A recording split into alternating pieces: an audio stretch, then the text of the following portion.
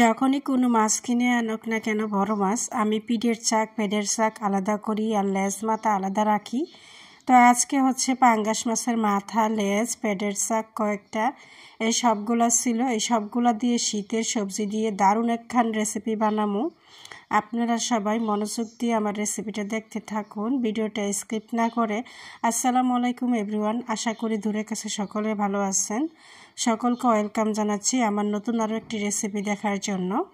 এইখানে আমি মাছের মাথা নিয়েছি, মাছের মাথা আর লেজ, আর হচ্ছে লেজটাকে কেটে ছোটো করেছি, আরও পিস বের হয়েছে। তারপর পেটের চাক, এগুলোকে লবণ হলুদ মরিচ দিয়ে এবং অল্প একটু তেল দিয়ে হাতে না ধরে বলের মধ্যে ঝাঁকিয়ে মিশিয়ে নিলাম। তারপর চুলার মধ্যে একটি প্যান বসিয়ে দিলাম।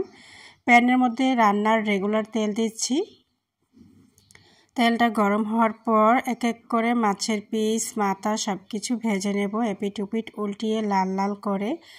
কে কীভাবে মাছের মাথা রান্না করেন কমেন্ট করে জানাবেন। আমি তো অনেক সময় অনেকভাবেই রান্না করি। যেইভাবে আমি মাছগুলোকে ভেজে নিচ্ছি, এভাবে ভেজে ভুনা করলেও অনেক বেশি ভালো লাগে। আজকে আমি শীতের সবজি দিয়ে রান্না করব, সিম আলু টমেটো দিয়ে, এবং একটু ভিন্ন রকমভাবে রান্না করব। ভিডিওটা দেখতে থাকুন, কত সুন্দর করে রান্না করছি। তো আপনারা যারা যারা আমার ভিডিওটা ফেসবুক পেজ থেকে দেখছেন, অনুরোধ করছি ফলো দিয়ে সাথে থাকবেন, লাইক কমেন্ট শেয়ার করবেন, ইনশাল্লাহ আমিও পাশে থাকব।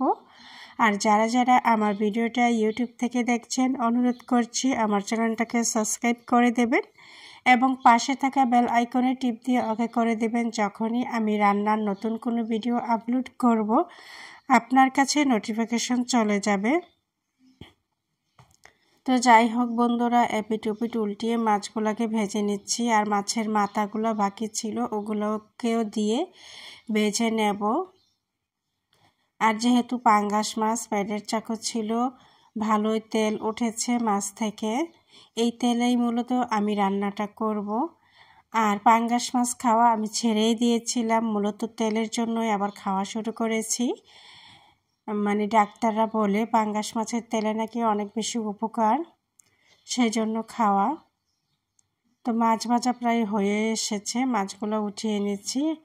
আমি কিন্তু লাল লাল করে ভেজে নিয়েছি। এখন মাছ ভাজার তেলের মধ্যে আমি দিয়ে দিলাম পেঁয়াজ কুচি, সামান্য রসুন কুচি দিয়ে অনেকটা ভেজে নেব। তারপর সাথে আলু এবং সিম দিয়ে এগুলোকেও এই তেলের মধ্যে ভেজে নেব। সবসময় তো সবজি রান্না করলে আমি একটু কষিয়ে কষিয়ে রান্না করি। আজকের সবজিগুলো মূলত এই তেলের মধ্যে কষিয়ে নেব, অর্থাৎ তেলের মধ্যে ভেজে ভেজে রান্নাটা করব। এভাবে রান্নাটা করলে এত বেশি টেস্টি হয়। যারা রান্নাটা করেছেন তারা জানেন, আর যারা করেন নাই তারা তো জানেন নাই, একবার ট্রাই করে দেখবেন। তো এইখানে আমি 2 পিসের মতো টমেটো দিয়েছি আর কাঁচামরিচ ফালি দিয়ে দিয়েছি। আর এখানে হচ্ছে লবণ হলুদ মরিচ ধনিয়া এবং অল্প পরিমাণে জিরা গুঁড়ি দিয়েছি। সকল মশলা একসাথে আমি আমার পরিমাণ মতো দিয়েছি।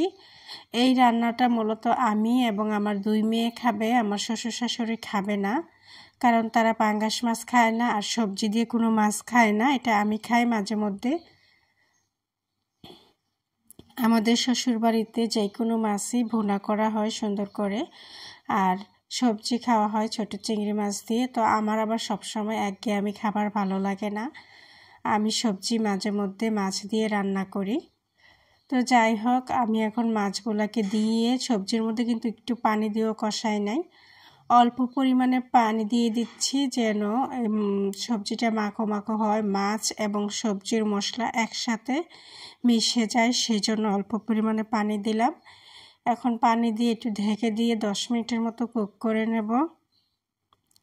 এতক্ষণ পর্যন্ত ধৈর্য ধরে যে আমার ভিডিওটা দেখছেন প্রত্যেকের জন্য রইল অফুরন্ত ভালোবাসা, এবং কমেন্ট করে জানাবেন আমার ভিডিওটা যে দেখেছেন, তাহলে আমি আপনার পেজটাকে ভিজিট করতে পারবো। তো এখন তরকারি হয়ে এসেছে, এই পর্যায়ে আমি ধনিয়া পাতা দিয়ে দিলাম। ধনিয়া পাতা দিয়ে আরও 1 মিনিট জাল করে তারপর চুলাটা অফ করে দিয়েছি। এই হলো আমার তরকারি রান্নার ফাইনাল লুক, এবং আমি পরিবেশন করে নিচ্ছি খাবারের জন্য। এইভাবে সবজি এবং মাছ রান্না করলে সত্যিই অনেক বেশি মজা হয়। আপনারা যারা এভাবে ট্রাই করেন নাই, একবার ট্রাই করে দেখবেন। রান্নাটা কিন্তু ভীষণ মজা হয় এবং রান্নাটা করতে অনেক বেশি সহজ এবং সিম্পল।